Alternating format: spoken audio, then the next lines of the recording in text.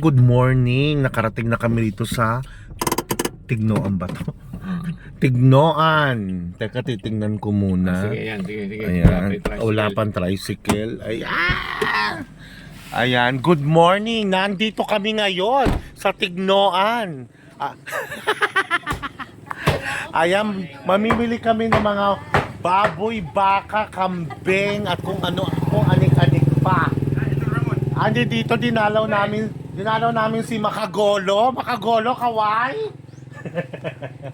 Ayun, si Ate Mean. Hello, te. Ay, good morning. O, di ba? Collaboration to si Makagolo. Sariwang-sariwa po ang mga karne rito kasing sariwa ko. O, taray, di ba? Sariwang-sariwa. So, order kami ngayon dahil fiesta ngayon. Dalawa.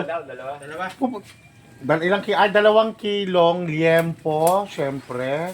Tapos yung dahon ng laurel, 2 sibuyas, paminta durog. Ano ba yon?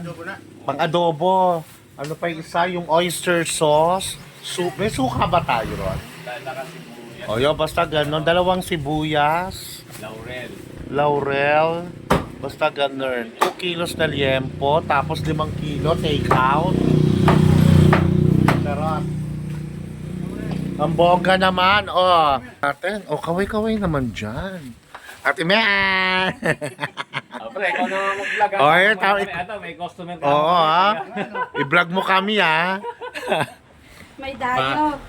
May dinayo pa namin yan. Oh, may pang dinuguan. Ang bongga. Ayan, hello. Palitan kayo dalawa. Ah, Ang gulo nyo dalawa ha, palitan kayo. Paano no, karne sa Maynila? mahal ang karne sa Maynila. Hindi ko rin alam eh. Hindi na, Yan ang mamalingke, no? hindi. Ayun si Makagolo. Amin dinalo kasama niyang kanyang may bahay si Ate Mean. Siyempre. Ayaw mo na yung mag-pack mo na. Oo, ayan. Order mo. Siyempre, Boss Ed, kaway, Boss Ed. Kaway, Boss Ed.